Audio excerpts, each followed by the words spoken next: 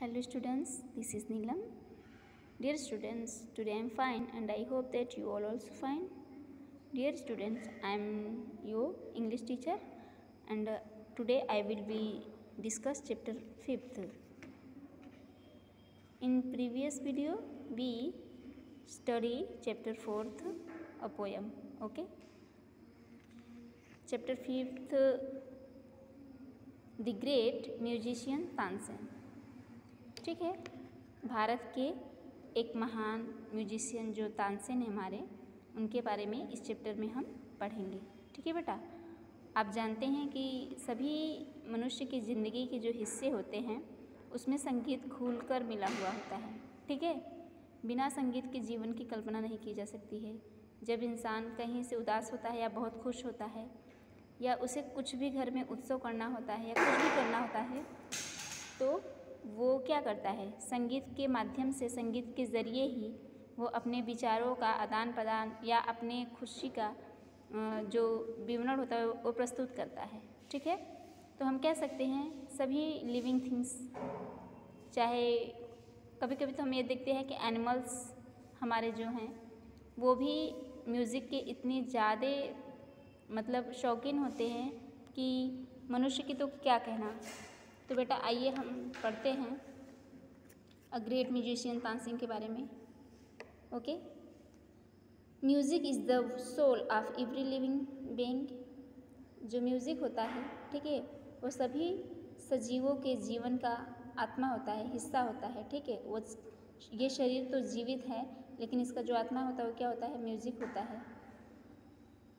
ठीक है बेटा, तो everyone wants to recreate after doing hard work. हर कोई व्यक्ति जब संघर्ष करके या कठिन कार्य करके थक जाता है तो वो अपने आप को थोड़ा सा रिफ़्रेश करना चाहता है, थोड़ा सा मनोरंजन उसको चाहिए होता है ताकि वो फिर से तरोताज़ा हो सके.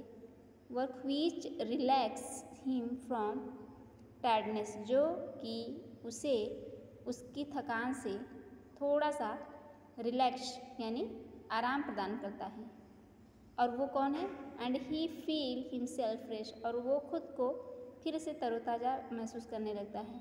और ये किसके ज़रिए होता है, म्यूज़िक के ज़रिए होता है. हम आप सभी लोग देखते हैं कि जब हम थोड़ा अपसेट होते हैं या बहुत खुश होते हैं या कुछ भी, हम म्यूज़िक का सहारा लेते हैं. कभी कोई फंक्शन होता है घर में, कोई भी छोटा मोटा, या फिर कोई फेस्टिवल होता है, एंड देन टाइम भी हम क्या करते हैं, म्यूज़िक का सहारा लेते हैं. तो हम कह सकते हैं कि जो संगीत है वो हमारे जीवन का अहम हिस्सा है. Okay, Tansen was the only child of a singer and his wife who lived near Gwalior.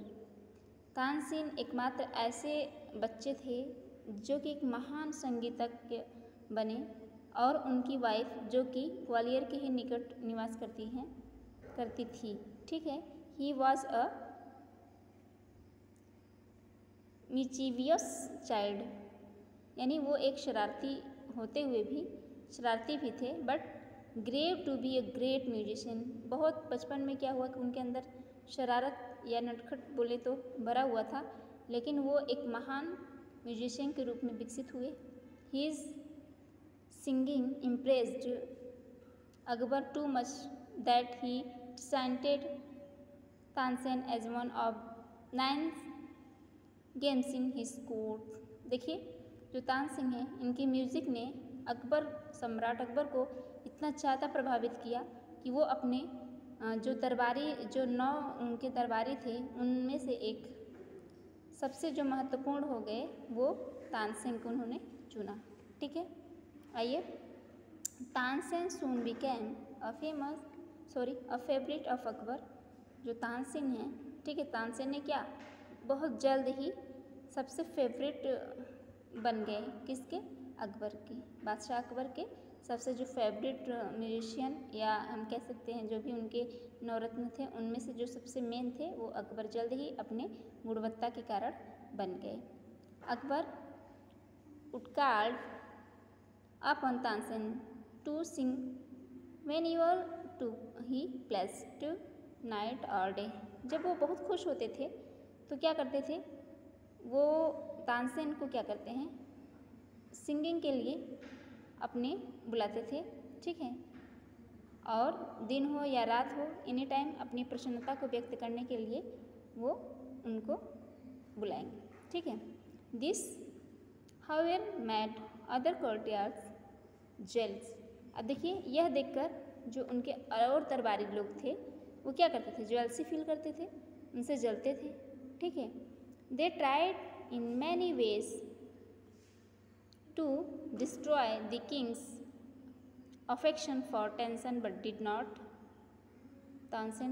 Not success. वो क्या करते थे, इन यानी तानसेन और राजा जो थे अकबर, उनके बीच की जो प्रेम की कड़ी है उसे कई बार वो लोग उसे तोड़ने की, उसे नष्ट करने की, उसे समाप्त करने की कोशिश करते थे, बट वो सक्सेस नहीं होते थे, ठीक है। Then one of them had a bright idea.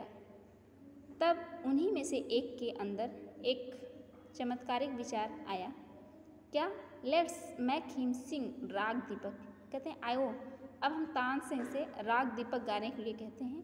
He said, उसने कहा, whoever sings this राग properly gets burned due to the heat। जो भी यहाँ हमारे बीच है राग दीपक जो प्रॉपरली यानी ठीक ढंग से प्रस्तुत कर देगा या गा देगा, वो समझ लीजिए हिट हो जाएगा, फेमस हो जाएगा, ओके। दे ऑल एग्रीड, वो सभी लोग एग्री हो गए, ठीक है। To the plan went first to Akbar's, वो जो विचार उन्होंने बनाया था अपनी योजना, उसमें सभी लोग क्या हुए, एग्री हो गए और वे राजा के पास जाते हैं, ठीक है। एंड दे वे फर्स्ट टू अकबर, सबसे पहले क्या करते हैं कि राजा के पास जाते हैं एंड राजा की बेटी के पास, अकबर्स डॉटर्स यानी राजा की बेटी के पास। And courtiers can be very devious as you will see in this lesson. आप इसमें देखेंगे बेटा कि जो चालाक होता है, छली होता है, कपटी होता है, वो किस तरह से उसका क्या परिणाम होता है, बेहतर तरीके से आप इसमें जानोगे, ठीक है। इन दिस लेसन आप देखोगे कि क्या क्या घटना घटित होती है और हमको अपने जीवन में किस तरह के आचरण विकसित करने चाहिए, ठीक है। आइए, the emperor thinks Tansen is the greatest singer in the world. अब देखिए, अकबर तो जानते ही थे कि जो तानसेन है वो पूरे विश्व के सबसे महान सिंगर हैं, ठीक है। But he can not be called a great singer, लेकिन वो उन्हें ऐसे ग्रेट सिंगर के रूप में नहीं कह सकते। क्यों? ही सिंग्स राग दीपक, दे सेड टू हर, वो सोचते थे कि ये जो राग दीपक है इसको गाने के बाद दे सेड टू हर, वो उन्होंने उससे कहा, यानी राजा की बेटी से। वीडियो ज़्यादा लॉन्ग हो जाएगा क्या, मैं इसे 3 पार्ट में एक्सप्लेन करूँ, ठीक है। चलिए, यहाँ राग दीपक यहाँ तक हम एक्सप्लेन करते हैं एंड इसके नेक्स्ट वीडियो में एक्सप्लेन करेंगे, क्योंकि नेटवर्क इशू बहुत ज़्यादा होने की वजह से वीडियोस हमारे हो नहीं पा रहे हैं।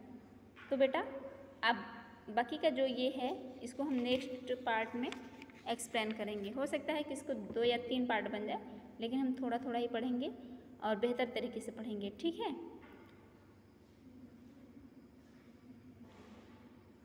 तो अगर आपको कोई भी प्रॉब्लम है, सबसे पहले तो मैं बार बार सभी स्टूडेंट्स से कहना चाहती हूँ कि प्लीज़ आप लोग जूम क्लास लिया करिए बेटा।